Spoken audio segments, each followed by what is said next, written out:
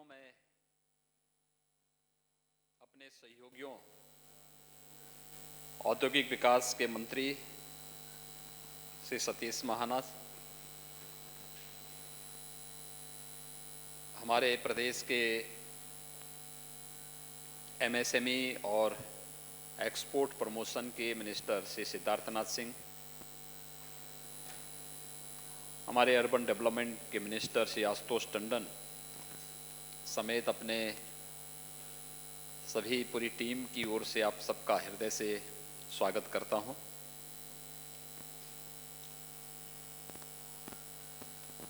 इस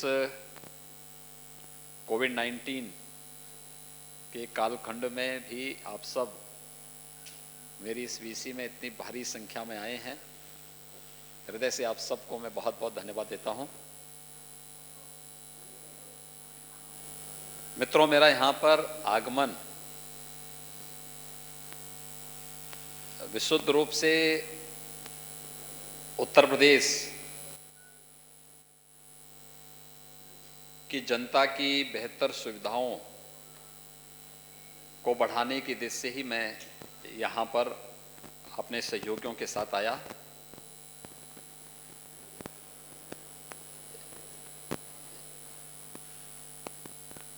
आज यहाँ पर बीएससी में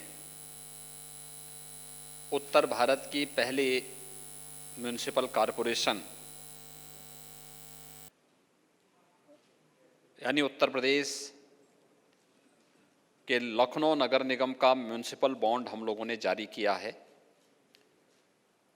और उसे जारी करने के लिए ही मुझे यहाँ पर आज मुंबई में जो बेल रिंगिंग सेरेमनी का आयोजन था उस कार्यक्रम में सहभागी होना था। लेकिन इस आयोजन के साथ ही ये हमारे लिए एक ऐतिहासिक आयोजन है, क्योंकि यह उत्तर भारत के किसी म्युनिसिपल कॉरपोरेशन के द्वारा जारी किया गया पहला बॉन्ड है। नगर निकायों की कार्यपद्धति में रिफॉर्म की दिशा से अगर देखा जाए तो एक क्रांतिकारी कदम ये है। इससे न केवल इंफ्रास्ट्रक्चर डेवलपमेंट में मदद मिलेगी बल्कि जनता को बेहतर सुविधा उपलब्ध कराने की शासन की प्रतिबद्धता को भी आगे हम बढ़ा पाएंगे। उत्तर प्रदेश की बात मैं करूं तो ये बहुत महत्वपूर्ण है कि उत्तर प्रदेश का मैं पहला सीएम हूं जो बीएससी में आकर के किसी अपने संस्थान के बॉन्ड जारी कराने के लिए वहां पर आया हो, और इसलिए ये मेरे लिए भी और उत्तर प्रदेश की 24 करोड़ जनता के लिए भी आज का क्षण वहाँ के इंफ्रास्ट्रक्चर डेवलपमेंट के लिए और जनता की बेहतर बुनियादी सुविधाओं की दिशा से बहुत महत्वपूर्ण दिन है, और इसके लिए मुझे यहाँ पर आना था। इस आयोजन में मैं सहभागी बना ही साथ अन्य आयोजन और अन्य कार्यक्रमों को भी इसके साथ में समेट लूँ, इसीलिए मुझे आज यहाँ पर आना पड़ा। उत्तर प्रदेश के अंदर जो हमारे अन्य कार्यक्रम चल रहे हैं उन कार्यक्रमों को आगे बढ़ाने की दिशा में भी हम लोगों ने यहाँ पर इंटरैक्शन किए हैं, कुछ सिटिंग की हैं। इसमें खासतौर पर प्रदेश के अंदर एक तो जो कार्यक्रम हम लोगों ने प्रदेश के अंदर प्रारंभ किए हैं, पिछले 3 वर्षों के दौरान उत्तर प्रदेश के अंदर निवेश की जो संभावनाएं बढ़ी, इसका परिणाम है कि 3 लाख करोड़ रुपए से अधिक का निवेश प्रदेश के अंदर हुआ है।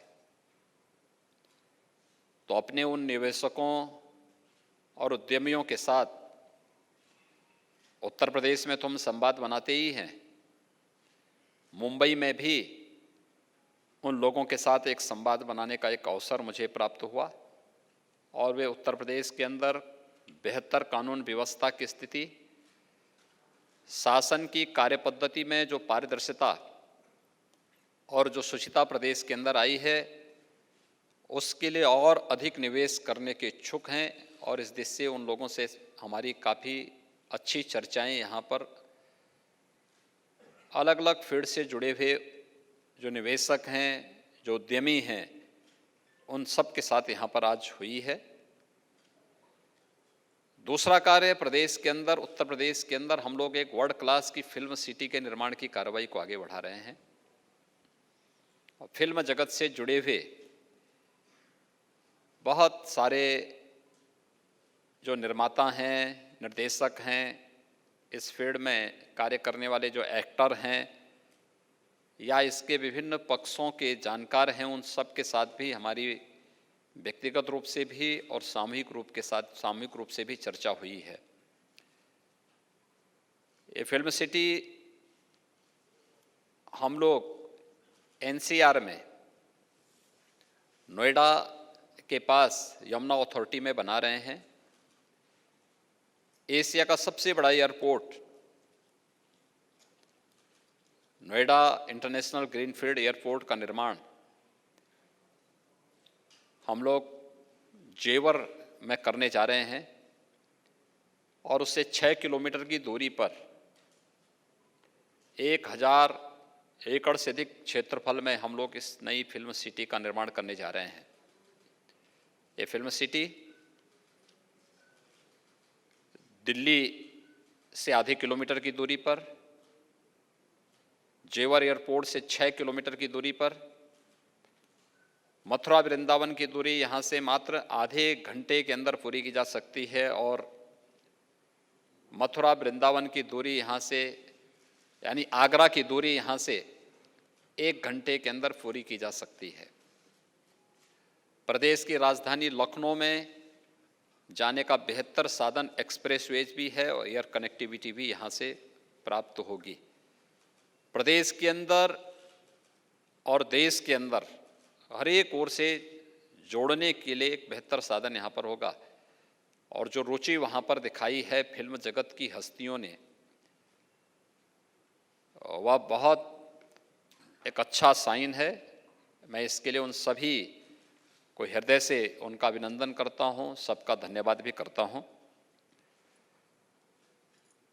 प्रदेश के अंदर जो चौथा जो कार्य हम लोग वहाँ पे करने जा रहे हैं वह है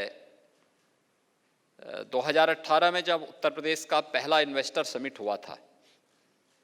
इस इन्वेस्टर समिट कार्यक्रम के तहत प्रदेश के अंदर जो निवेश प्रदेश के अंदर हो रहा था, उसके साथ ही आदरणीय प्रधानमंत्री मोदी जी ने उत्तर प्रदेश के लिए एक डिफेंस मैन्युफैक्चरिंग कॉरिडोर की घोषणा की थी। डिफेंस मैन्युफैक्चरिंग कॉरिडोर के लिए प्रदेश के अंदर 6 नोड्स तैयार किए गए थे। इसमें अलीगढ़, आगरा, कानपुर, लखनऊ, झांसी और चित्रकूट, इन सब को लेकर के हम लोग डिफेंस कॉरिडोर के निर्माण की कार्रवाई को आगे बढ़ा रहे हैं। यहाँ पर उत्तर प्रदेश के अंदर डिफेंस कॉरिडोर के क्षेत्र में व्यापक संभावनाएं हैं क्योंकि हमारे पास वहाँ पे टेक्नोलॉजी के भी और नॉलेज के भी बेहतर पार्टनर के रूप में आईआईटी कानपुर है, आईआईटी बीएचयू है और भी हमारे पास वर्ल्ड क्लास इंस्टीट्यूशंस पहले से ही हमारे पास वहाँ पे मौजूद हैं। एमएसएमई सेक्टर में अगर आप देखेंगे तो देश का सबसे बड़ा एमएसएमई की जो यूनिट्स हैं वो यूपी के पास मौजूद हैं और कोरोना कालखंड के दौरान हम लोगों ने प्रदेश के अंदर 10.5 लाख से अधिक एमएसएमई यूनिट को बैंकों के साथ सीधे जोड़ने में सफलता प्राप्त की, रोजगार की व्यापक संभावनाओं को आगे बढ़ाया। एक्सप्रेसवेज का जो एक इंफ्रास्ट्रक्चर प्रदेश के अंदर क्रिएट हुआ है या हो रहा है, ये उत्तर प्रदेश के इंफ्रास्ट्रक्चर डेवलपमेंट के लिए एक बहुत बड़ी उपलब्धि है। स्वाभाविक रूप से जो व्यापक संभावनाएं उत्तर प्रदेश के अंदर मौजूद हैं, उन सब में अभिवृद्धि करने और उसके माध्यम से प्रदेश के अंदर अधिक से अधिक निवेश करने और प्रदेश की 24 करोड़ जनता के जीवन में व्यापक खुशहाली लाने के साथ ही उत्तर प्रदेश देश के अंदर आदरणीय प्रधानमंत्री जी के 5 ट्रिलियन US डॉलर की इकोनॉमी बनने में भी उत्तर प्रदेश अपनी भूमिका को प्रभावी ढंग से योगदान दे सके, इस दिशा से प्रदेश सरकार के द्वारा ये सभी प्रयास प्रारंभ किए जा रहे हैं। हमें जनता की बेहतर सुविधा भी देनी है,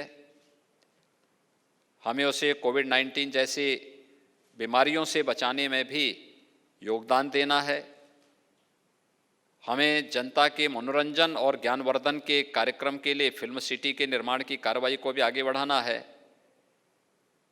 क्योंकि हम लोग जहाँ पे जेवर में हमारा इंटरनेशनल एयरपोर्ट बन रहा है, वहाँ पे फिल्म सिटी ही नहीं बन रही है, वहाँ पे एक फिनटेक सिटी भी बन रही है और वहाँ पे हम एक इलेक्ट्रॉनिक सिटी भी का भी निर्माण करने जा रहे हैं। वर्ल्ड क्लास सिटी होंगे और इन सब के निर्माण की कार्रवाई को युद्ध स्तर पर आगे बढ़ाने का कार्य प्रदेश सरकार ने बढ़ाया है।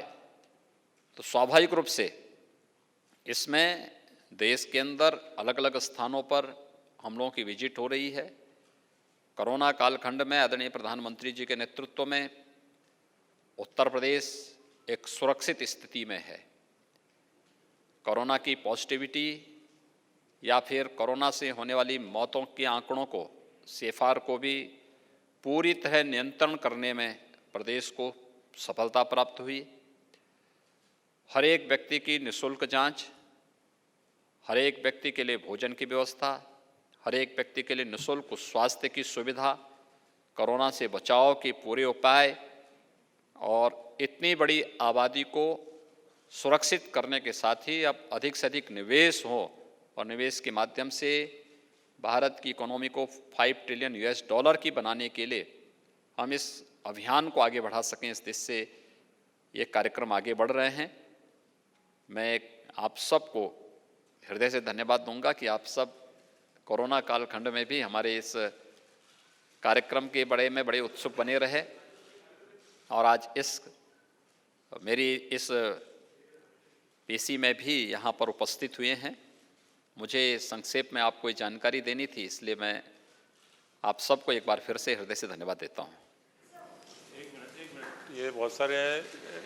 Okay, there is one lady, let's give her a chance. या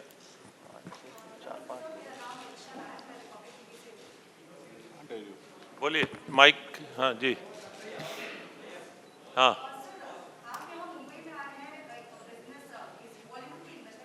और वहीं पर अब जो फिल्म इंडस्ट्री को क्या आप मुंबई से उत्तर प्रदेश ले जाना चाहते हैं, क्योंकि इसी विषय पर खुद महाराष्ट्र के मुख्यमंत्री उद्धव ठाकरे ने साफ तौर पर कहा है कि वो राज्य के कारोबार को ले जाने नहीं देंगे।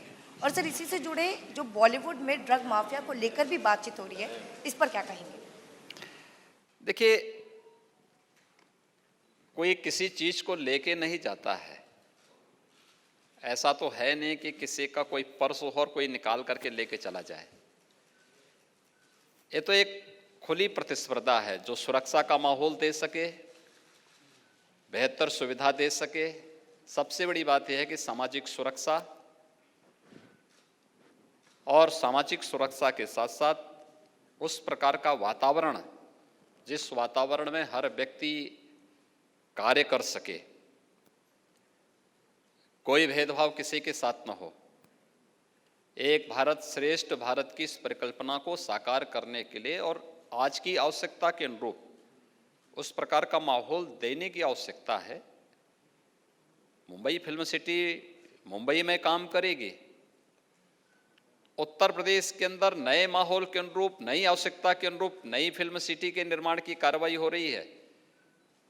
स्वाभाविक रूप से इस फील्ड के जो भी विशेषज्ञ हैं, जो दिग्गज हैं, उनके अनुभव का लाभ लेना, उनके अनुभव के माध्यम से, उनके सुझावों के माध्यम से उस प्रकार की सुविधा देना और उस सुविधा के माध्यम से किस प्रकार का मॉडल हम वहाँ पे खड़ा करें कि हम उसको केवल एक क्षेत्र विशेष के लिए न बना करके एक वर्ल्ड क्लास फिल्म सिटी के रूप में डेवलप कर सकें। इस दिशा से फिल्म जगत से जुड़ी हुई विभूतियों के साथ मैंने बातचीत की है, उस संवाद को आगे बढ़ाया है।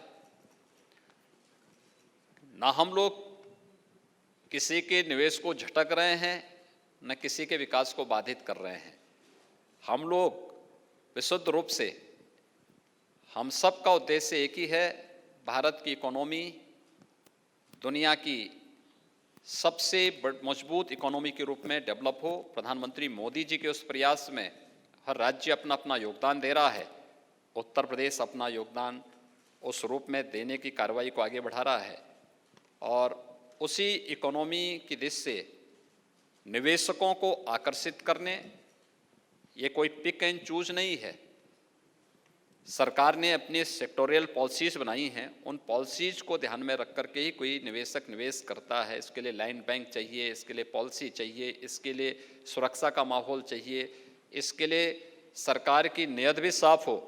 ये भी बहुत इस पर निर्भर करता है, क्योंकि विश्वास महत्वपूर्ण होता है, सरकार की स्टेबिलिटी भी महत्वपूर्ण होती है। बहुत सारे फैक्टर होते हैं जिसमें निवेश की संभावनाएं आगे बढ़ती हैं। इन सभी चीज़ों को लेकर के सरकार अपने कार्यक्रम को आगे बढ़ा रही है और इसलिए मैं आया था तो मैंने कहा म्यूनिसिपल बॉन्ड के बहाने सभी कार्यक्रमों को हम लोग आगे बढ़ा रहे हैं। योगी जी यहाँ से योगी जी मैं दिनेश मौर्य। अरे एक मिनट, एक ऐसे सब बोलेंगे तो कुछ सुना ही नहीं देगा। चलेंगे सर, एक ले लीजिए, एक सवाल यहाँ से योगी जी मैं दिनेश मौर्य बोल रहा हूँ इंडिया टीवी से। कहाँ से बोल रहे हैं? योगी जी 2 सवाल है। संजय राउत ने आज कहा है कि आप भले ही आए लेकिन इसके पहले उत्तर प्रदेश में फिल्म सिटी की क्या हालत है, इस बारे में जरूर विचार करें। और 100 वर्षों का इतिहास मुंबई की फिल्म सिटी का है, ऐसे ही कोई इसे छीन कर नहीं ले जा सकता। हम किसी चीज को लेने कहाँ आए भाई, हम लोग तो नया बना रहे हैं, इसमें आप इतने चिंतित क्यों हो रहे हैं? हम लोग तो नई चीज दे रहे हैं लोगों को और वर्ल्ड क्लास का इंफ्रास्ट्रक्चर दे रहे हैं हर व्यक्ति को। इसलिए हर व्यक्ति को बड़ा बनना पड़ेगा, बड़ी सोच पैदा करनी पड़ेगी और बेहतर सुविधाएं देनी पड़ेगी। जो दे पाएगा लोग वहां जाएंगे। उत्तर प्रदेश इसके लिए तैयार है।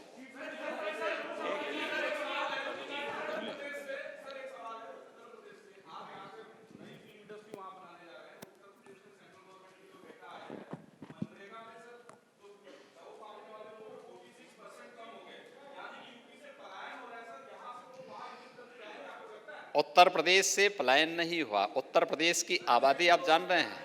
नहीं, उत्तर प्रदेश की आबादी आप जान रहे हैं कितनी है? उत्तर प्रदेश की आबादी 24 करोड़ है और 24 करोड़ की आबादी को हर प्रकार से निवेश, जॉब क्रिएशन के लिए और रोजगार के लिए भी इसीलिए सब किए जा रहे हैं। ये सभी प्रयास उसमें किए जा रहे हैं।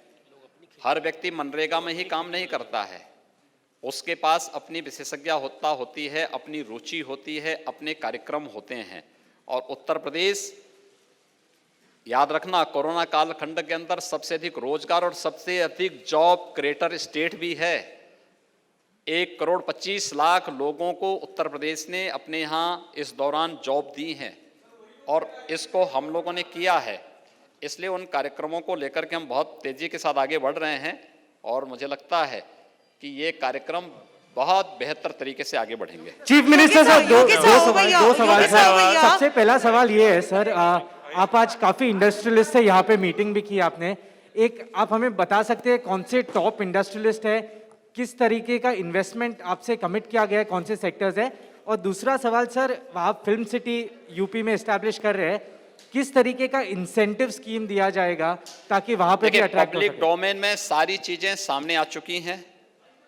यहाँ पे मैंने आपको पहले भी बताया है कि प्रदेश के अंदर हमारे पास अलग अलग सेक्टर में हम लोगों ने सेक्टोरियल पॉलिसीज बनाई हैं। उन पॉलिसीज के अंतर्गत हर निवेशक आकर के वहाँ पे निवेश कर सकता है और निवेश कर रहा है।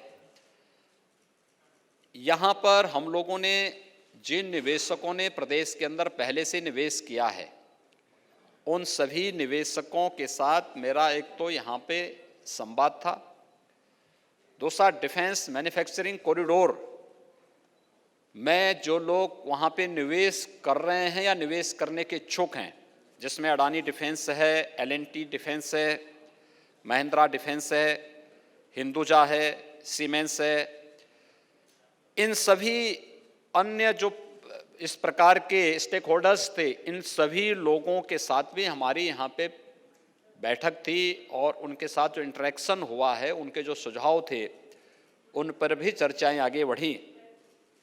फिल्म सिटी के लिए भी क्या आवश्यकताएं हैं, लोगों की आज की ज़रूरतें क्या हैं, इन ज़रूरतों को आगे बढ़ाने की दिशा में भी हम लोगों ने प्रयास प्रारंभ किया है। तो ये सारी चीज़ें एक साथ आगे बढ़ रही हैं और हमारे लिए देश के अंदर सबसे अधिक म्यूनिसिपल कॉरपोरेशन उत्तर प्रदेश के अंदर हैं। 700 के आसपास हमारे पास अर्बन बॉडीज हैं। लगभग 8 करोड़ की आबादी हमारी अर्बन बॉडीज में निवास करती है। उनकी बेहतर सुविधाएं और बेहतर इंफ्रास्ट्रक्चर के लिए जो प्रयास शासन स्तर पर होने चाहिए, उसमें उत्तर भारत का पहला म्यूनिसिपल कॉरपोरेशन लखनऊ बना है, जिसने बॉन्ड जारी किए हैं। तो ये एक साथ एक प्रक्रिया, क्योंकि लखनऊ के बाद गाजियाबाद, गाजियाबाद के बाद फिर हम अन्य म्यूनिसिपल कॉरपोरेशन को इस दिशा में आगे बढ़ने के लिए प्रेरित करेंगे, जिससे न केवल म्यूनिसिपल कॉरपोरेशन की कार्यपद्धति में शुचिता और पारदर्शिता दिखे, बल्कि वित्तीय अनुशासन का एक भाव भी हर कॉरपोरेशन के अंदर पैदा हो और एक स्वस्थ प्रतिस्पर्धा आगे बढ़ सके। ये इसके पीछे की मंशा है और उसी कार्यक्रम को आगे बढ़ाने की दिशा में कि हम बेहतर सुविधा, इंफ्रास्ट्रक्चर और अन्य कार्यक्रमों को आगे बढ़ाने की कार्रवाई। धन्यवाद जी। Thank you.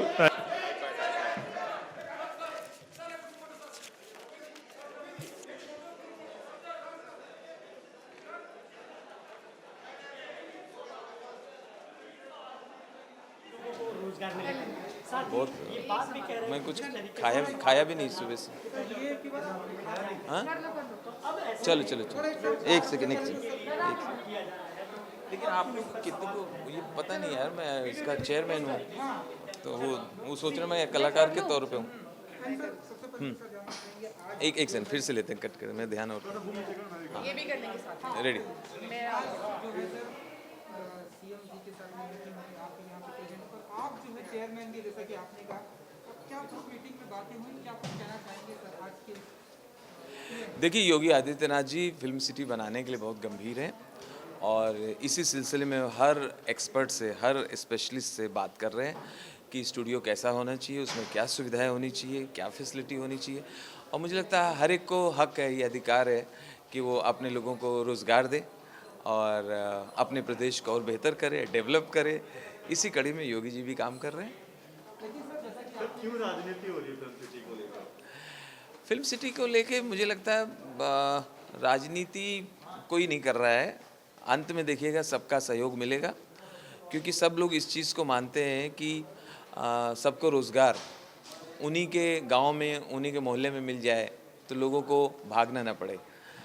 लोग दुबई तक, जद्दा तक, वहाँ तक कुएँ जाते हैं। देखिए आबू धाबी जाते हैं, वहाँ अच्छे पढ़े लिखे लोग वहाँ जाके कोई बकरी चरा रहा है, कोई ऊँट चरा रहा है। तो अगर उनको यहीं पे रोज़गार मिल जाए तो क्यों जाए? किसको अच्छा लगता है अपना घर आंगन छोड़ के जाने के लिए? जिस तरह से एमएनएस ने पोस्टर्स लगाए योगी जी के बारे में, आपत्तिजनक शब्दों का इस्तेमाल हुआ, उद्धव ठाकरे और जो सरकार है वो लगातार प्रश्न उठा रहे हैं कि बॉलीवुड को शिफ्ट करने की कोशिश की जा रही है। आपको क्या लग रहा है, क्या डर है इस सरकार में? देखिए, बॉलीवुड कहीं शिफ्ट नहीं हो रहा, मुंबई की फिल्म सिटी कहीं नहीं जा रही। इसका एक अलग इम्पोर्टेंस है, वो रहने वाली है। मैं तो समझता हूँ कि जितनी आबादी है पॉपुलेशन के हिसाब से मुंबई में फिल्म सिटी और बननी चाहिए, है ना। और मुंबई के पास अपनी फिल्म सिटी है, हैदराबाद के पास अपनी फिल्म सिटी है, चेन्नई के पास भी है, उत्तर प्रदेश के पास एक भी स्टूडियो नहीं है। तो वो अपने लोगों के लिए, रोज़गार के लिए चिंतित है। इसी कड़ी में वो स्टूडियो का निर्माण कर रहे हैं। तो ये कोई मुकाबले के लिए नहीं हो रहा है, कोई उत्तर प्रदेश वालों की फिल्म सिटी नहीं कहलाएगी। वहाँ बंगाली फिल्म की शूटिंग भी होगी, कन्नड़ भी होगी, तेलुगु भी होगी और मराठी फिल्मों की भी शूटिंग होगी और मुंबई वाली में भी खूब शूटिंग होगी। कहाँ कुछ जा रहा है। सर आप चेयरमैन हैं सर, तो क्या क्या फैसिलिटी अवेलेबल होने वाली है वहाँ पर, एंड लोग जाएंगे तो उनके अनुसार, आपके अनुसार क्या क्या फैसिलिटी अवेलेबल रहेगी? देखिए हमारे फिल्म वाले वहीं जाएंगे शूटिंग करने जहाँ उनको फैसिलिटी अच्छी मिलेंगी। तो पूरा इसमें स्टडी कर रहे हैं, अध्ययन कर रहे हैं और हैदराबाद फिल्म सिटी लोगों को बहुत पसंद है, फिल्म वालों को।